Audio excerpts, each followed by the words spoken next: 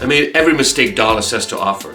I clipped my mix in front of people, I created sounds that sounded great at home, but then when I wanted to perform them live, all of a sudden, twisting knobs just wasn't having the intended effect. Or I jammed forever while people were looking at me wondering, what the hell is this guy doing? Well, it's because there are 3 skills I didn't quite master, and I'm going to show you what those 3 skills are today and what goes wrong with each of them and how to fix it. See you on the other side.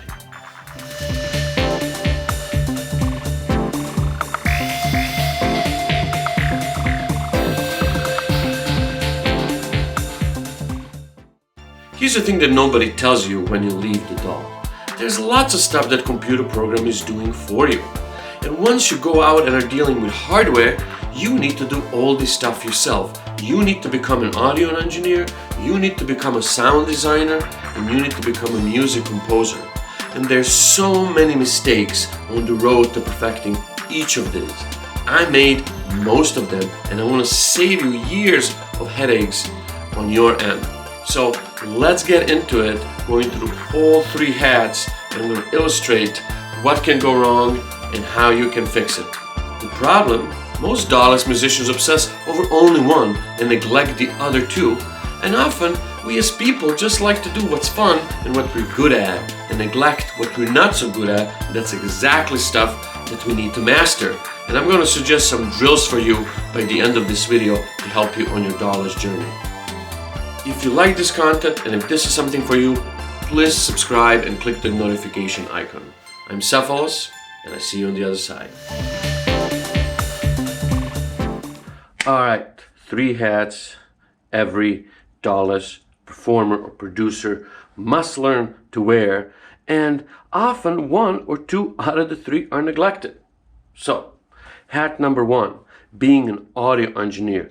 Now this is a tough one. It's easy to geek out about subtleties of signal processing, but once you are responsible for making sure all your levels are set, that the levels in the mixes are right, that you're feeding the sound system at the appropriate level, it gets really tough. Now if you want a deep dive into gain staging, check out the video down in the description below where I break it down if you're a beginner. But here are some important drills you need to be able to before you go play your show. For example, first let me play you this little jam here. So we just have a 909 kit here on DR8S. This is our drum machine. It's sending MIDI to the Minilog XD here, and there's a sync cable going from Minilog XD to the West Best here for the clock. The audio signal from the West Best is being processed by Nemesis delay, and it's all ended up in a multi-mix here.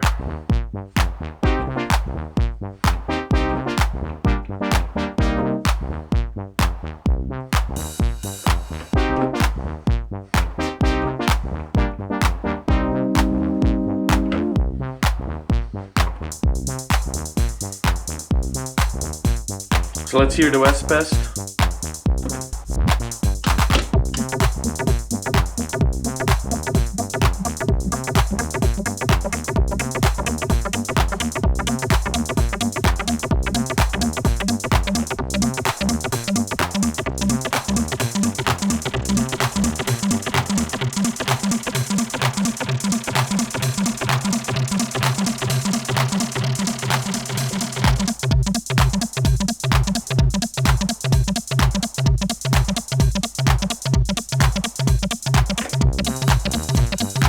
Okay, you get the point.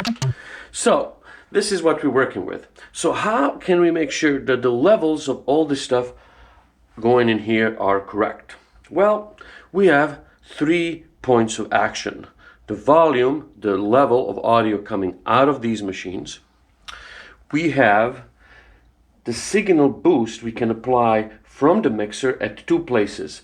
Preamplifiers, there are 4 amplifiers on 4 channels here, and then the channel faders, which if we go beyond 0 can add a little juice.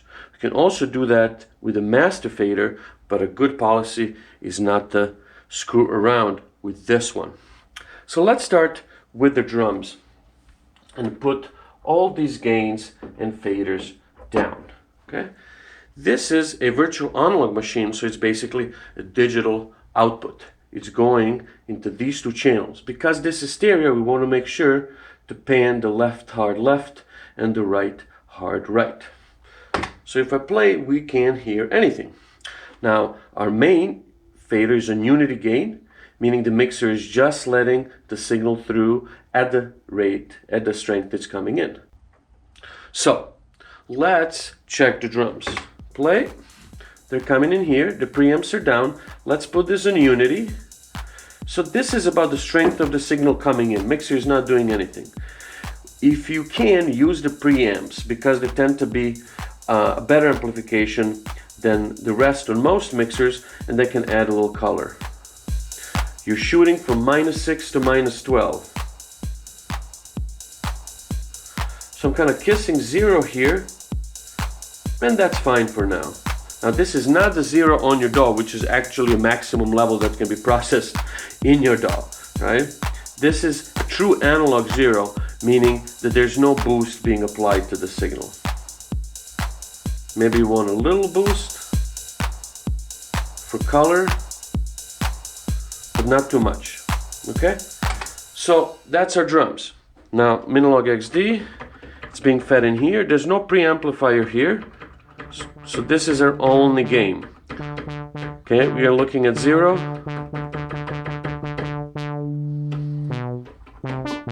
This sounds good.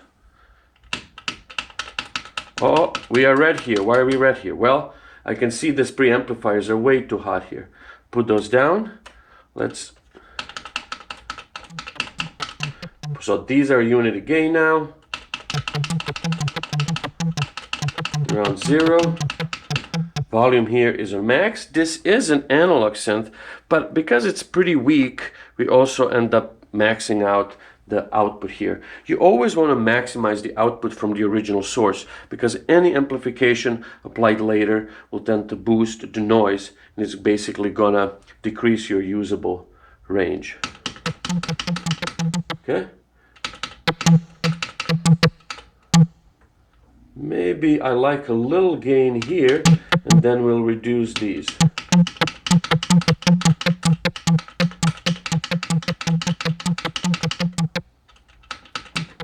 And you don't have to do this, but I like the color. Let's hear this.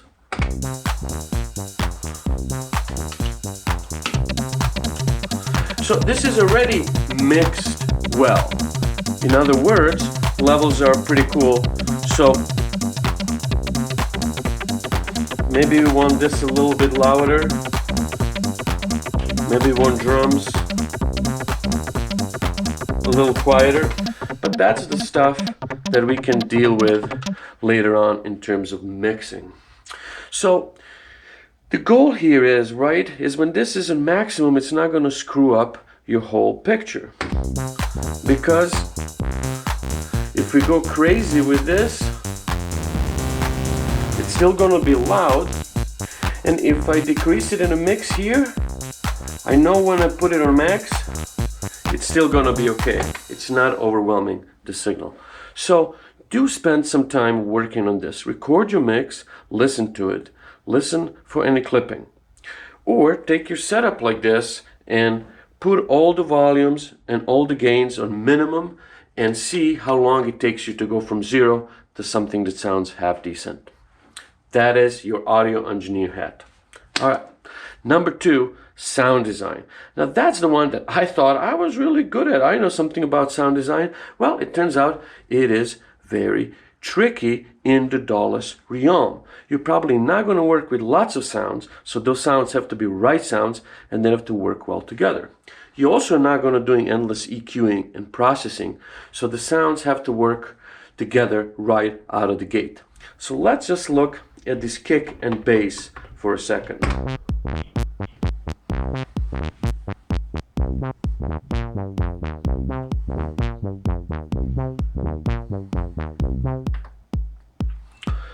So this kick is carrying most of the sub. So So we don't want a lot of sub here. So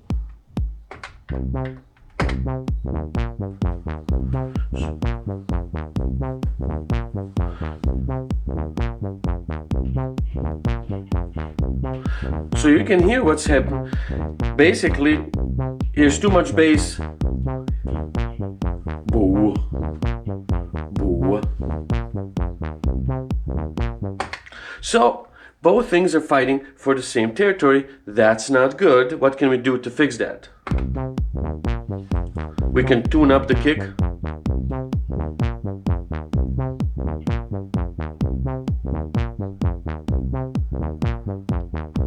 So this now leaves the bass to call that territory, or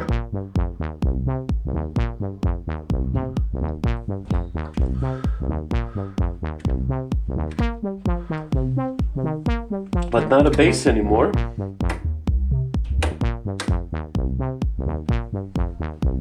This is a little better because we're using the sawtooth wave.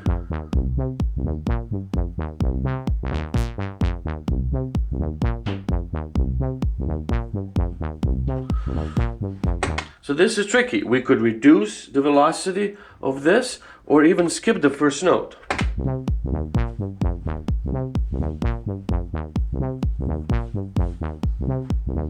This still works, but those are the kind of things you really have to pay attention when you go DAWless.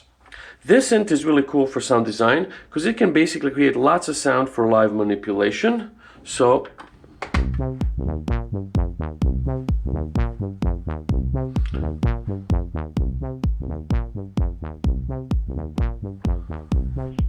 let's say we like the accent on one.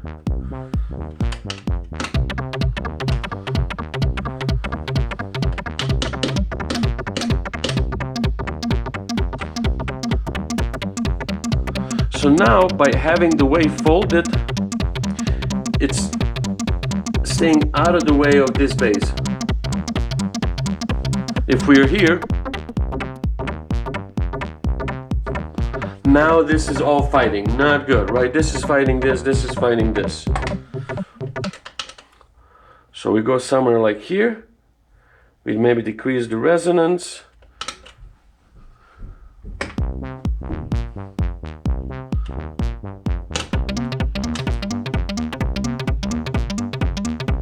Maybe too loud, a little delay, stereoize it a little bit.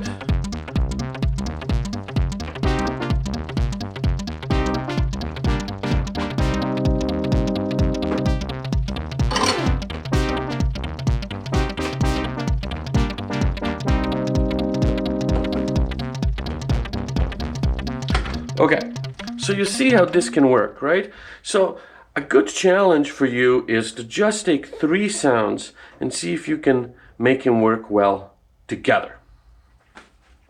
So that's sound design. Work on it. Number 3, musical composer. Now, this is arguably one of the toughest one. Now, most of us find lots of fun to geek out over signal processes and cool sounds and amazing sounds, but it's easy for jam to not go anywhere. A good philosophy is tension, peak, release. Now, in some sense, that's a basic formula for techno and bass music, but it's also a universal formula for how we like to experience music. It needs to go somewhere. All music, you can think, has 3 elements. A direction, something usually provided by a melody. A movement, something that's often provided by drums, but there can be other elements. Right? And that's what making us dance. And then a background, or gases, like my brother likes to call them. So those are the things that really create that texture and vibe and atmosphere in a background, right? So with this tune here, we're not going to start off like this. Right? There's nowhere to go if we do that, right?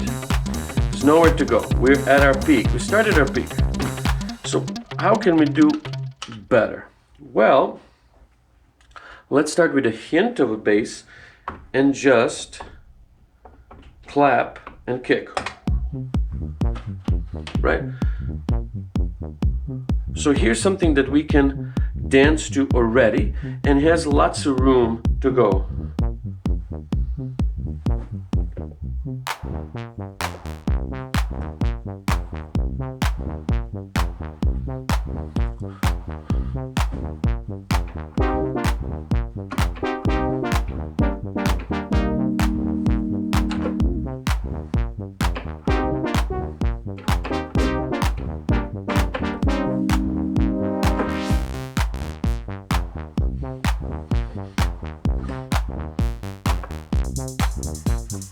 Right, now we added some high end energy.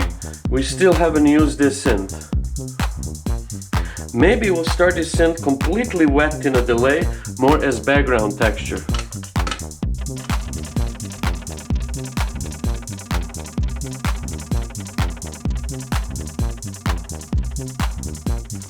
Now, when you're playing live and doing the stuff on the fly, it's not always going to be perfect, right? But what we're thinking about now musically, where we're going, right? We want to end up introducing this arpeggio here, maybe removing the bass, kind of as a B section, so we can have a peak with everything together later on.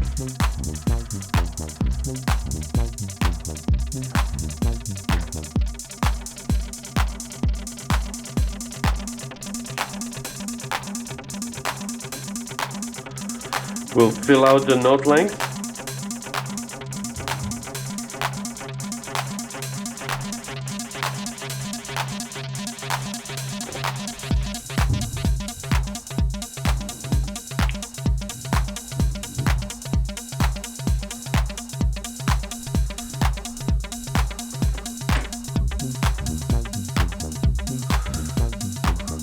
Right, and now we're kind of where we were, but we have this driving the beat forward and the right cymbal. Now we can maybe play those chords again, which are kind of our main musical motif, while taking the high energy stuff out.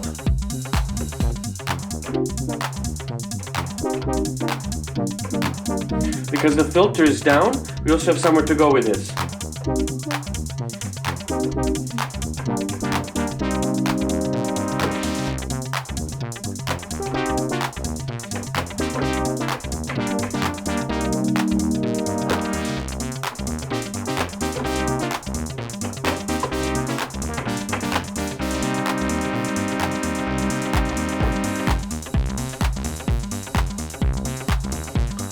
So I hope this gives you an idea of how to think musically and have elements that you can use to develop a musical story rather than endlessly jam forever.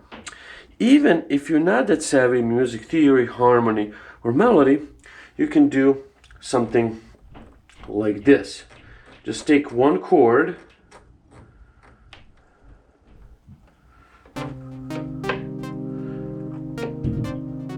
so that's a C minor 7, right?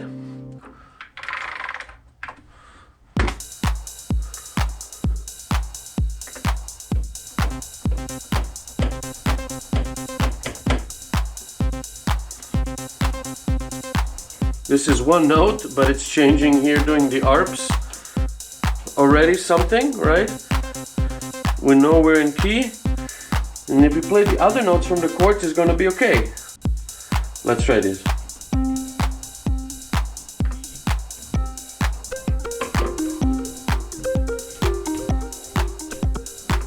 So this is just one chord, but something to hang your hat on. And then maybe a little melody is just going up on the chord notes.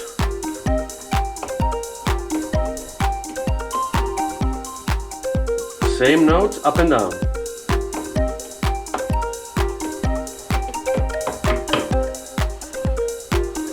And repeat.